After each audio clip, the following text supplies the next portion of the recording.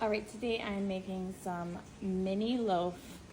So they're gonna be like this, mini loaf, banana, chocolate chip, macadamia nut, bread loaves, mini loaves. And these things are so good. And now, so I first started with 3 bananas, just ripe bananas. So you could even use ones that you've peeled and placed in the freezer. It works good in this recipe too. So fresh or frozen, absolutely fine. But I do like not the bag frozen ones, like just take these and make your own and keep bagging them as they get ripe so you don't throw them away, and place them in your freezer and you can use them in these recipes. So we're gonna start with 3 bananas. And we're gonna give that a quick mix and get it all mashed down. Okay, I have mixed the bananas until they have gotten to this consistency here, just like that. All right, I have heated up 1 stick of butter, which equals a 1/2 cup. We're gonna add that into the mix. I'm going to add in some honey, just about a tablespoon's worth of honey into the mix. Then we're gonna add in a 1/2 cup of white sugar into the mix.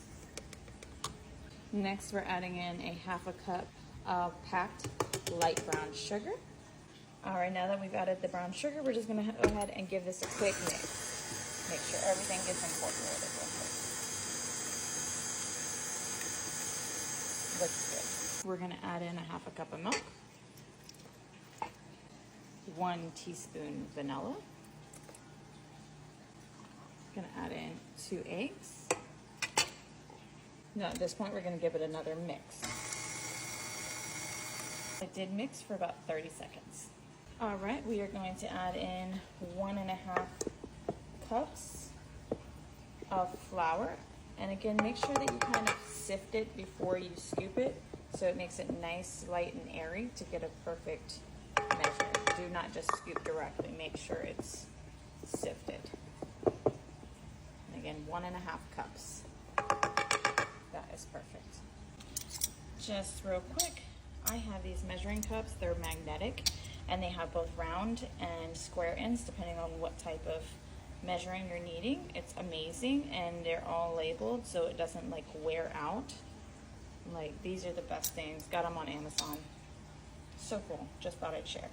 All right, we're gonna add in 1 teaspoon baking powder. We are gonna do 1 teaspoon baking soda.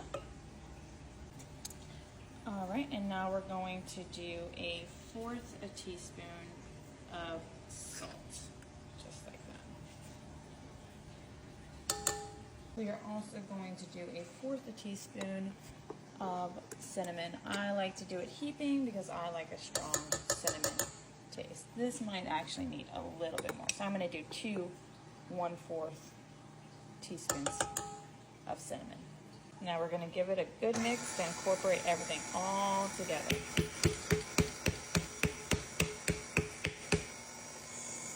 Just mix until all the flour is incorporated.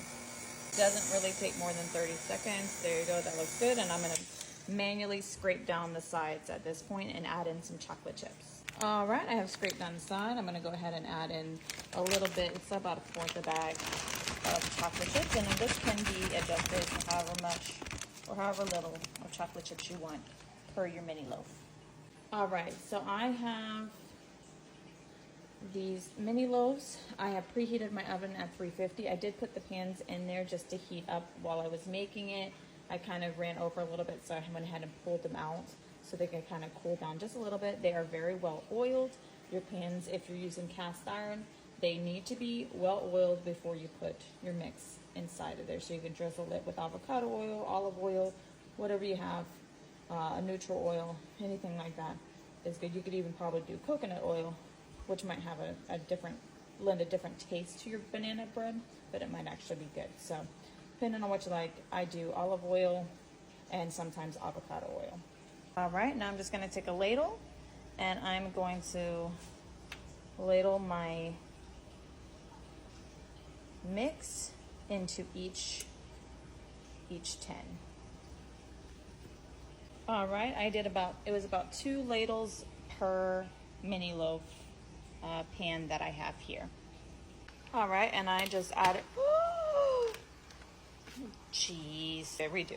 And I just added some of these beautiful dry roasted macadamia nuts right to the top of the pans. And I'm gonna put it in my oven for 350 for about 18 minutes. All right, here's the mini muffins after 18 minutes, and look at how beautiful.